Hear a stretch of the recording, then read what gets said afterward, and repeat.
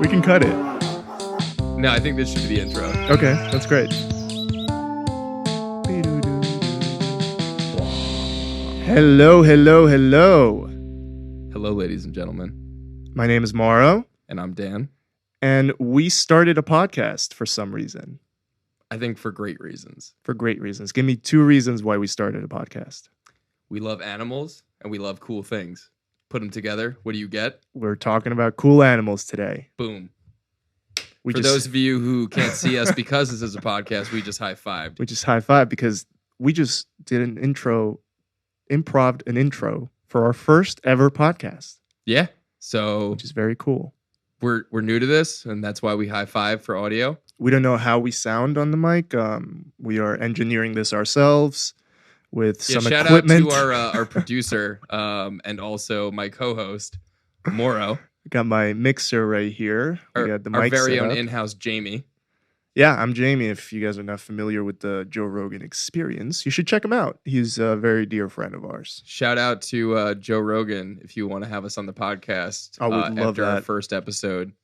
I would be more than happy to hang out. Your expensive mics and your expensive coffee machine. And yeah.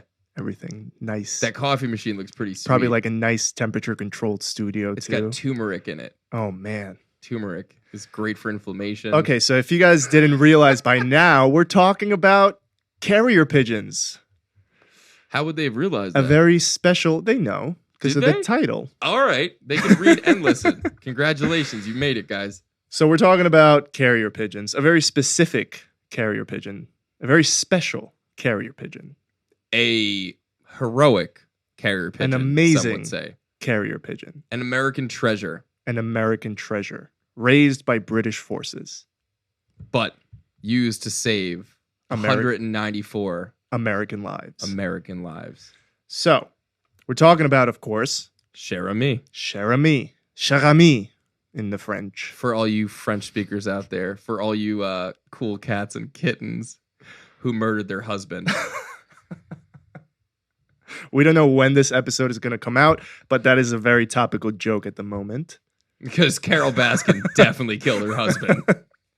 Definitely not a cool cat. Yeah, cool cats don't kill their husband.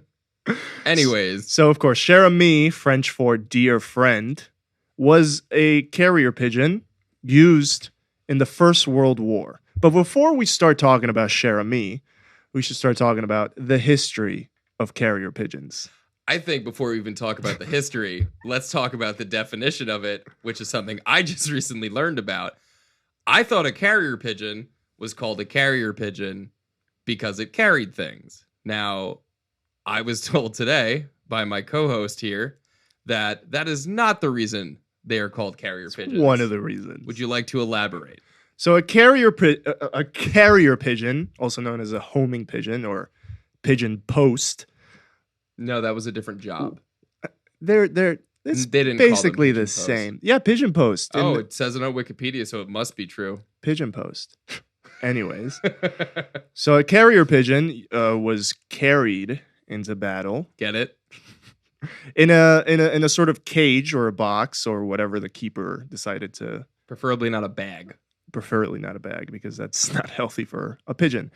And when a message was needed to be sent out, they would release the pigeon from within the battle with the message strapped to their leg, and the pigeon will fly home. Now, you might be confused. Where is home? Where is home? How do they find it? Let me elaborate. So, back in the olden days, 3000 BC, to be exact, the Egyptians decided to start breeding pigeons for...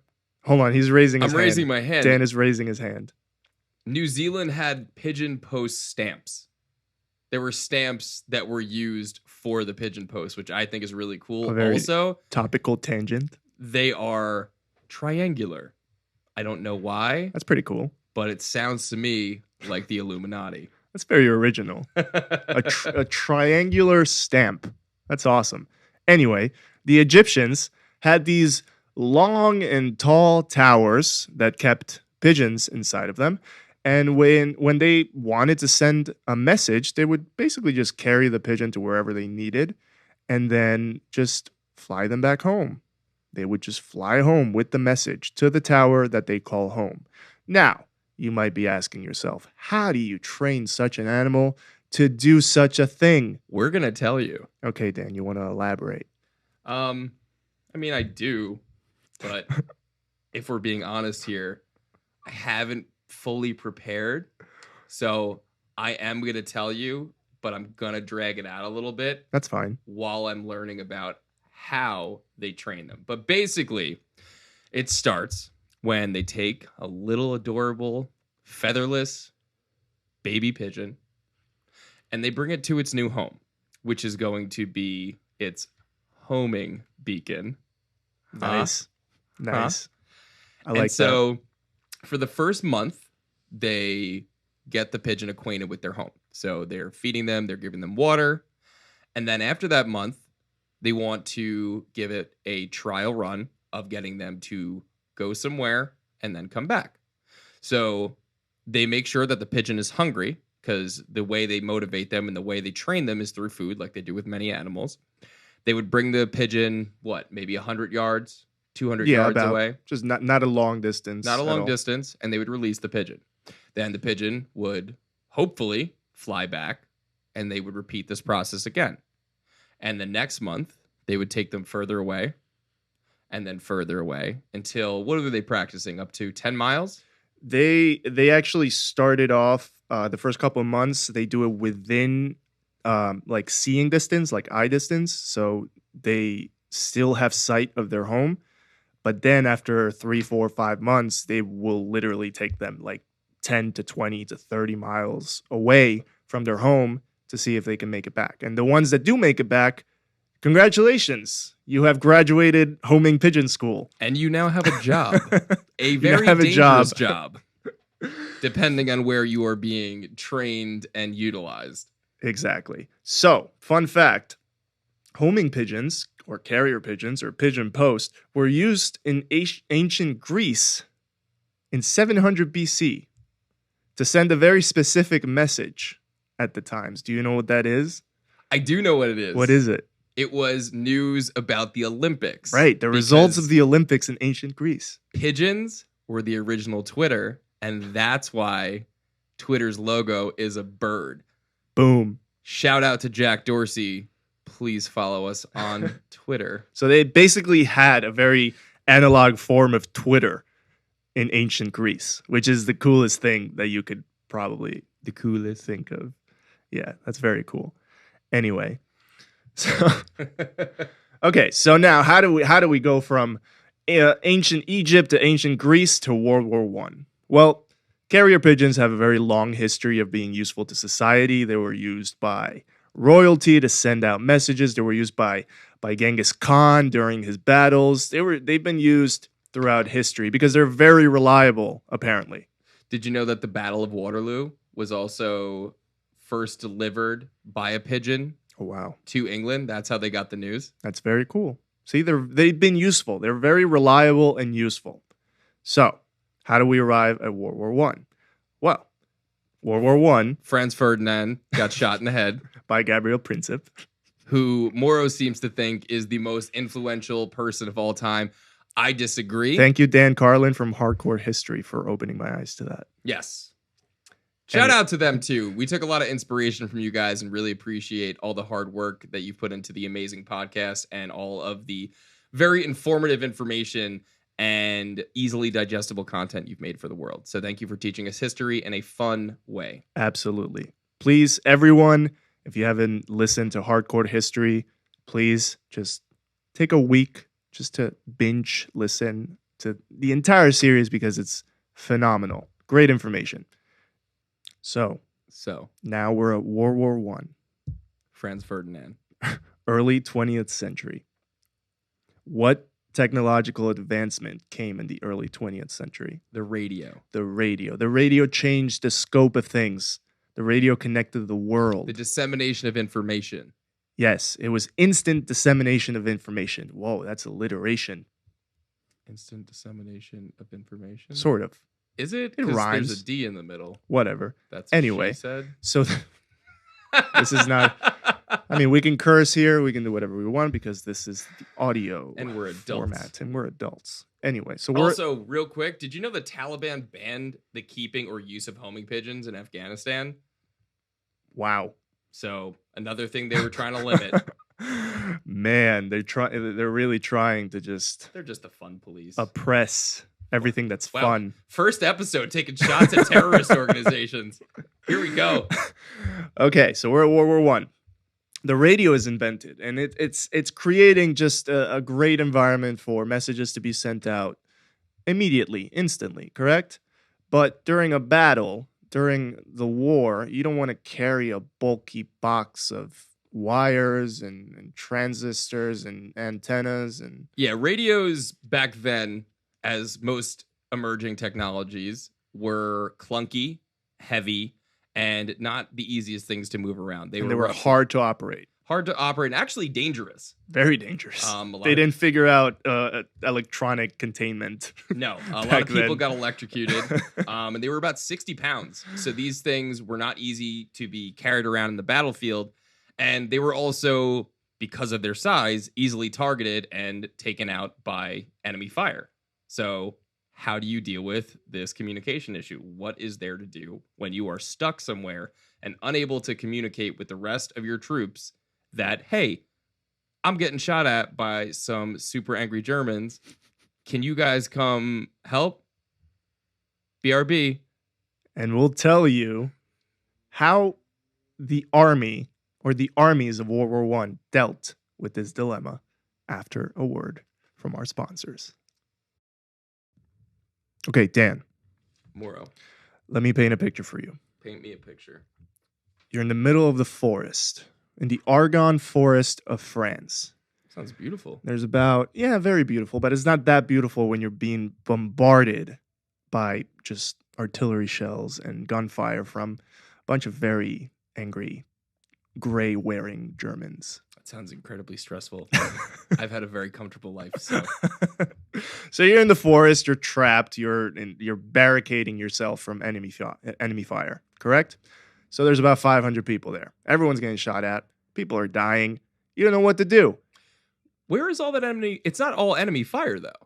Add to the problem, Allied forces are also firing at you because they don't know your position. They don't know where you are, so they think that you are the enemy. Why didn't they just call them on their cell phones? Great question, because cell phones apparently weren't invented back then. Or weren't so they around. say. Could have been some time travelers that could have helped out. I feel like the war would have been over a lot sooner if cell phones were invented. But back to the actual realistic point, you are under fire from both sides. You can't go anywhere. You can't go anywhere, and you have lost more than 300 men. So out of the 500 men that were in your infantry, the 77th Infantry to be more exact, you have about 190 left. It was 194. 194. So you don't want to lose the rest of your men. So what do? Well, you don't have much choice but to go over into your little pigeon stash and just grab a little pigeon and send a message out. Right? That's your only option. That's You got your only no option. Functional radio. So they actually try to send out some messenger boys because there were messenger boys in World War I. The quick youngins acted as messenger boys, but they all got shot as soon as they came out of the barricades. Seems to be a common theme here in World War One and Yeah. apparently World War II. Yeah, that didn't work out that well. Not a fun time. But pigeons are small and they're quick. So Not all of them are quick though. you're going to grab one of the pigeons and you're going to attach this message. Many wounded. We can evacuate. We cannot evacuate. There was no spell check or Grammarly back then. Many wounded. We cannot evacuate. You attach that little note to the leg of the pigeon and you just throw it up in the air, hoping that it just flies through enemy fire and everything's fine. And hoping is a very crucial component of this experience because not only can somebody see a pigeon flying, they know it's not just a hanging around the neighborhood pigeon. It's not a pet. This is a pigeon that is probably going to deliver a message that if you are fighting against somebody, might have a negative impact on the rest of your day. So there were a lot of people on both sides that were trained to shoot these pigeons, which they did successfully over and over and over again. So the first pigeon with the message, "Many wounded, we cannot evacuate," that pigeon exploded in midair. It got shot down and it couldn't deliver the message. So Private Omer Richards, the keeper of the pigeons in the infantry, he decided to grab another pigeon and write the message, "Men are suffering. Can support be sent?" He threw that pigeon up in the air, and seconds later, no more pigeon. No more pigeon. Oh man, we only have one pigeon left. So what does Private Omer Richards do? Same note.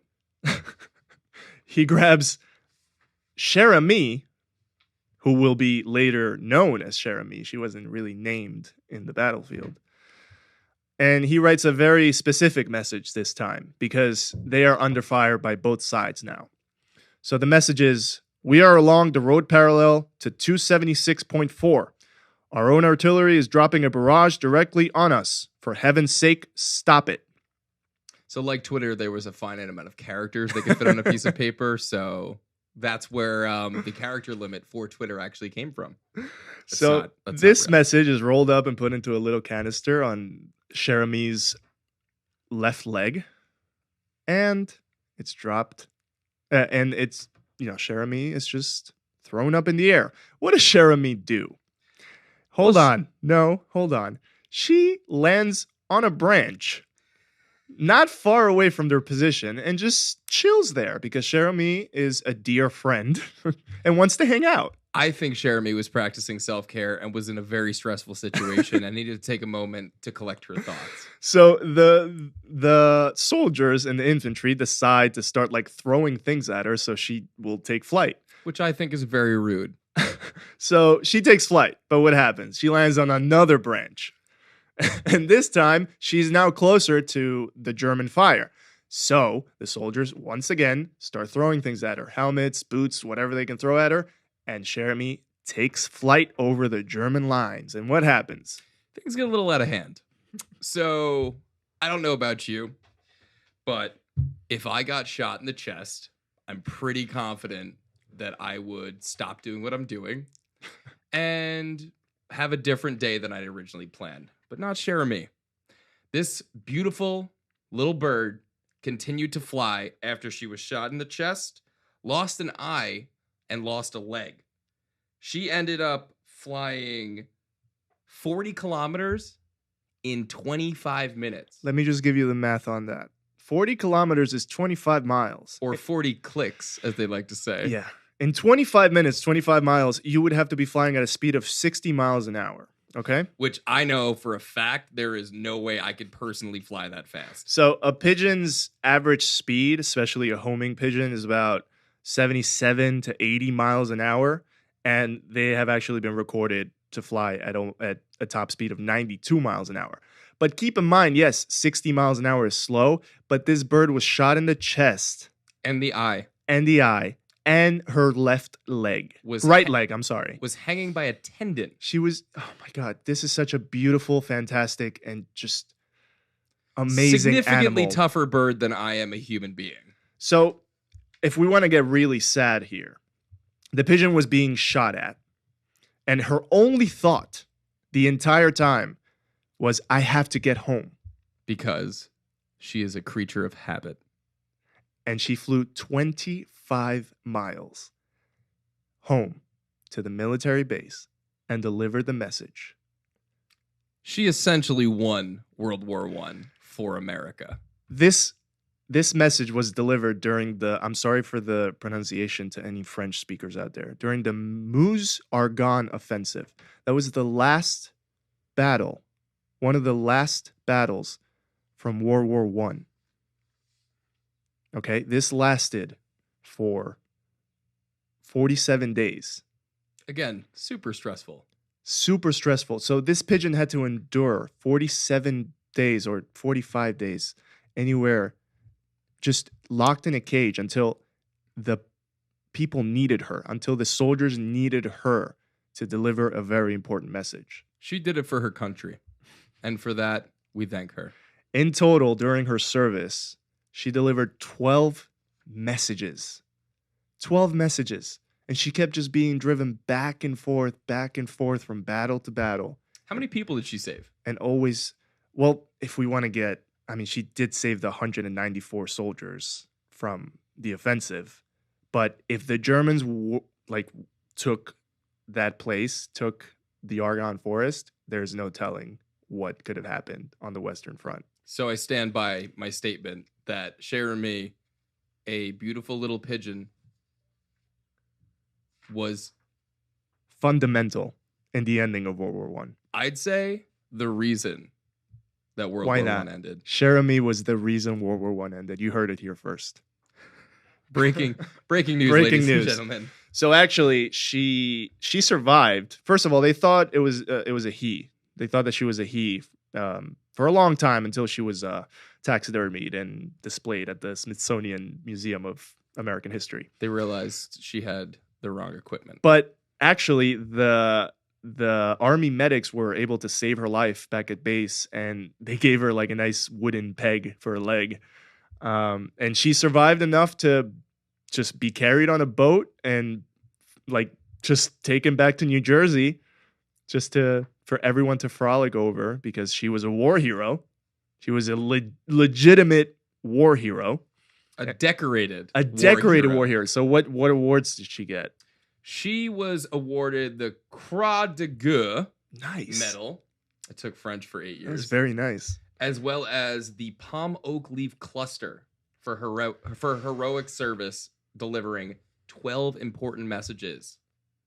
Oh man, she's more decorated than some soldiers. She's more decorated than most people. Oh man. She has done more and impacted more lives than most people. Honestly, as human beings, I think we could take something from this. Yeah, what? And I don't know if it was a selfless choice or it was an instinctive act. Both. A little bit of both. But what she did, she put herself in harm's way to ensure the safety and well-being of other people. Take a moment and think about that. Also, but seriously, take a moment and actually think about the fact that a pigeon, which if you live in New York, you see them all the time and you get frustrated with them, show a little respect. That pigeon could save someone's life. And that pigeon could be a direct descendant of our hero, Cherami. So be respectful. Because Cherami was returned here to New York and New Jersey and the tri-state area. Okay? She's a local hero. Yeah, that was actually where she passed away. Where did she pass away? Fort Monmouth, New Jersey, on June 13th, 1919, from the wounds that she received during battle. And did you know this? What? She was inducted into the Racing Pigeon Hall of Fame in 1931. She is, I think she's more accomplished than we will ever be. She has a legit Wikipedia page. That's one hell of a resume. Wait, did you know this? 2019, she became one of the first winners of the Animals in War and Peace and Bravery medal. What year was that? 2019, last year. Oh my God. How did we not? Also, just to put a little bit, I had no idea that she existed until Morrow brought this to me. And I honestly didn't believe him when he told me what this pigeon had done, especially what she went through. This is a pretty incredible story. And this is also what this podcast is really going to be all about, is sharing these unknown and untold heroes of the animal world that many of us, myself and Morrow included, might not have ever heard of before. And we really are excited to be able to continue to share these stories with you guys. I want you to think about just one pigeon anywhere out of context. You will think that that's a very insignificant animal, correct? There's thousands, if not millions, of pigeons flying all over New York City. Millions. Right? You walk through Washington Square Park and they're trying to eat a soggy bag of Doritos. And you think that's a stupid bird, right? Well, this one pigeon was able to save hundreds, if not thousands, in the future. Like their offspring, their kids. Exactly. You never know what that pigeon could have done. We know that this pigeon did this because she was trained for it. This is how they kept records of her. And this was her job. This was literally her job. But one pigeon was able to save the lives of American soldiers in a very important battle in World War One. I'd say it's a pretty cool animal. I'd say that's a pretty cool animal. So that was Cher and Me. The incredible, heroic pigeon that saved hundreds of lives. Hundreds. I think we could call her our dear friend. I would love to be her dear friend. She sounds. We like should she visit was, her. Where could you visit her? The Smithsonian What? Museum of American History. I definitely think we should. Oh, we can't go in there. Oh, it's closed. Thanks a lot, coronavirus. We don't know when this episode is going to come out, but we really do hope that everyone is staying safe out there. Wash your hands. These are very tough times, and just try to keep yourself sane in And whatever way you can. we hope that our little podcast can be informative as well as a nice little entertaining break from whatever you've got going on day to day, because we know that everyone might be going a little stir crazy locked at home right Oh, now. that's true. Fun fact: if we want to come full circle, Cher and Me. I just noticed this. This is not in my notes. It just happened to be in my brain. This amazing bird lived through the Spanish flu epidemic of 1918. Ironic. So we are coming full circle right now. So yeah, that is our cool animal, Cher and Me. And we appreciate all the love and support that you are giving us. So thank you for listening. Do not forget to subscribe to us on whatever podcast platform you listen to, and leave a review if you have enjoyed what you've heard, and feel free to, leave us a comment or share us with your friends, because I think that other people would be interested to hear about some of the cool animals we're going to be talking about. Also, if you guys have any corrections or comments or anything, because we do take criticism very seriously, we would love to hear from you if we got something wrong. If you're a professional homing pigeon keeper, We actually would love to hear from you. please email us at animals@danspetcare.com. That's animals@danspetcare.com. And we would love to just pick your brain on how homing pigeons work, because this is incredible stuff here. Also, we are very open to hearing suggestions for future episodes. We've got a long list of incredible, amazing, cool animals that we're excited to share their stories with you, but we are always open to your feedback as well. This animal doesn't necessarily have to be a war hero. If you have a very personal friend of, the canine world or the feline world that has done amazing stuff, we would love to hear your amazing animal stories, because we are suckers for that kind of stuff. We also will be doing a brief feature at the end of future episodes of your animal stories if you were interested in sharing them with us. So we definitely appreciate you guys sending those along. So that's our first episode of Let's Talk About Cool Animals.